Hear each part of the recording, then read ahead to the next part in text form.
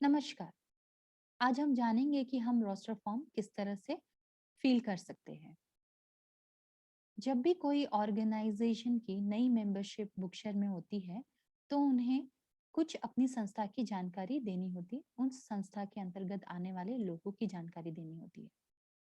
उन लोगों की जानकारी बुकशेयर तक पहुंचाने के लिए आपको ये रोस्टर फॉर्म फिल करके उन्हें वापस भेजना होता है।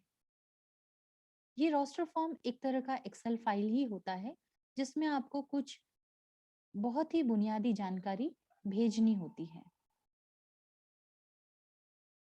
तो देखते हैं ये रोस्टर फॉर्म क्या है, इसमें क्या जानकारी भरनी होती है और किन लोगों की जानकारी हमें यहाँ भरकर भेजनी होती है।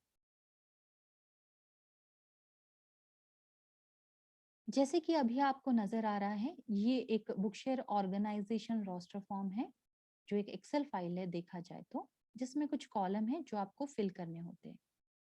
इसमें पहला शीट जो है, इसमें आपको मेंबर रोस्टर लिखा हुआ नजर आ रहा है। मेंबर रोस्टर क्या है, हम इसकी जानकारी आपको देते हैं।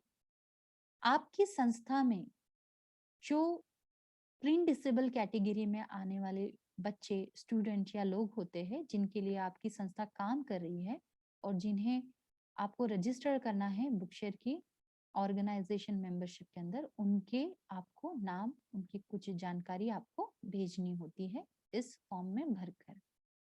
जैसे कि आप इस फॉर्म में देख रहे हैं, पहला कॉलम है मेंबर फर्स्ट नेम, यानी आपको यहाँ पर जो स्टूडेंट है आपका, जिसको आपको ऐड करना है आपकी ऑर्गेनाइजेशन के मेंबरशिप के अंदर में, उनका नाम डालना होगा। जैसे कि यहाँ फर्स्ट नाम डालना है। उसके बाद आपको उस स्टूडेंट का अगर कोई लास्ट नेम है तो आप उसे लास्ट नेम यानी सरनेम है अगर कोई, तो आप वो डाल सकते हैं। अगर ना हो, उस स्टूडेंट का सिर्फ नाम ही आपको पता है या सिर्फ वो नाम ही रेफर करते हैं, तो आप यहाँ NA ऐसा लिख सकते हैं, यानी नॉट अवेलेबल। मान लीजिए स्टूडेंट का नाम अजय है और उसका लास्ट नेम ना हो तो आप NA लिखिए।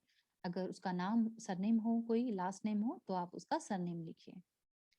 उसके बाद तीसरा कॉलम है क्वालिफाइंग डिसेबिलिटी, यानी जो प्रिंट डिसेबल कैटेगरी के अंदर आने वाली कैटेगरी, सब कैटेगरीज है, उसके बारे में आपको जानकारी देनी है। जैसे कि अगर कोई स्टूडेंट लो विजन या पार्शियल विजन या टोटली ब्लाइंड है या विजनरी कोई इशू है उसे, तो आप उसके लिए VI ये कैटेगरी सिलेक्ट कर सकते हैं।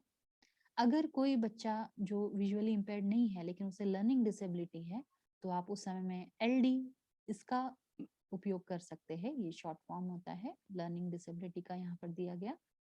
उसके बाद तीसरी कैटेगरी यहाँ पे जो दी गई है, वो है कि अगर कोई बच्चा ना विजुअली इम्पेयर्ड है ना वो LD है, लेकिन कुछ उसके जैसे उसके हाथ उतने स्ट्रांग नहीं है, वर्क प्रॉपर नहीं करते हैं, जिसकी वजह से वो अपनी किताबें हाथ में पकड़ नहीं पाता है, या ऐसी कोई भी प्रिंटेड किताबें जो हाथ से पकड़ नहीं पाते, उसके पन्ने पलट नहीं पाते, इस तरह की कैटेगरी को PD कैटेगरी में डाला जाता है। अगर कोई बच्चा जिसे मल्टी डिसेबिलिटी, जैसे कोई बच्चा विजुअली इम्पेयर्ड भी है और उसे लर्निंग डिसेबिलिटी भी है, तो आप VIN LD इसका सिलेक्ट करेंगे, इसका सिलेक्शन करेंगे।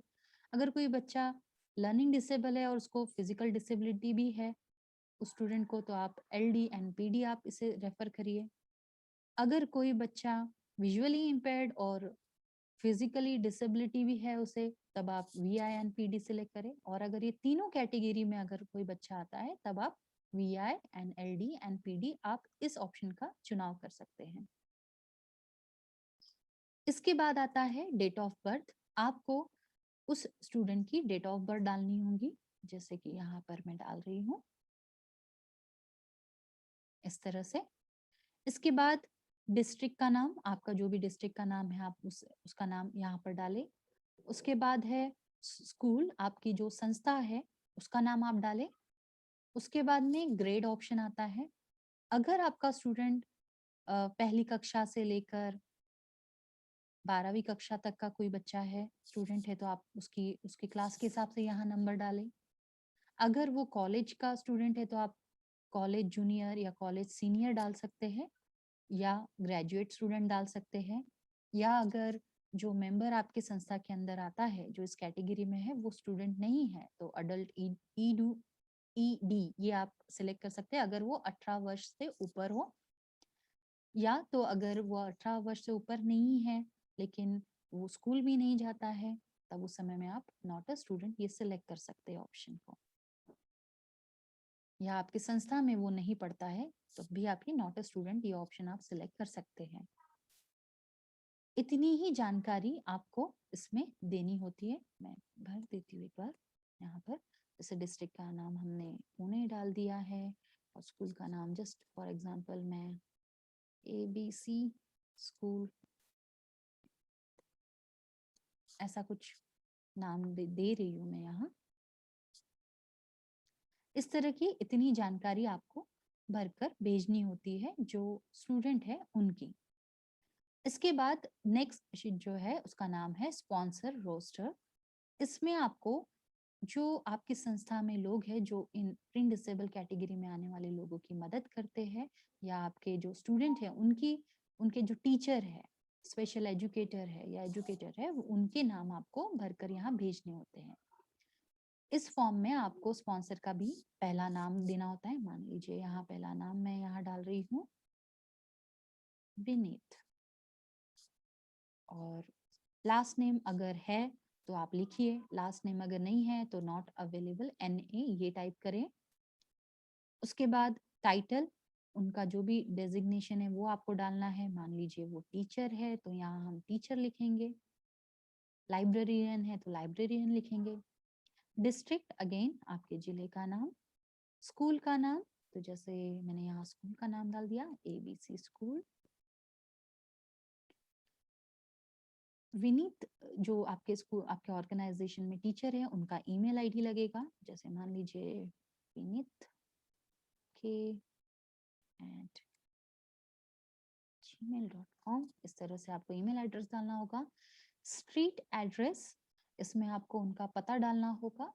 मान लीजिए यहाँ मैं डाल देती हूँ वाघोली पुणे। सिटी का नाम तो यहाँ पुणे मैंने डाल दिया है। स्टेट का नाम महाराष्ट्र, और जिप कोड पर मान लीजिए यहाँ पर 40। इस तरह से जो भी उस शहर का पिन कोड है वो आपको यहाँ डालना होगा। उनका कांटेक्ट नंबर डालना होगा, जो भी कांटेक्ट नंबर होता है 10 नंबर जो होते हैं हमारे फोन नंबर के वो आपको यहाँ डालने होंगे। इसी तरह से और भी जो आपके संस्था में टीचर है उनके नाम आप ऐड करना चाहते हैं जो इन बच्चों की या उन स्टूडेंट की हेल्प करने वाले हैं, उनके नाम आपको यहाँ फिल कर कर भेजने होंगे। इसी तरह बारी बारी एक एक करके सभी की जानकारी आप फिल करें और मेंबरशिप टीम को आप ये फिल करने के बाद में फॉर्म भेज दीजिए। इस तरह से रोस्टर फॉर्म फिल किया जाता है। धन्यवाद।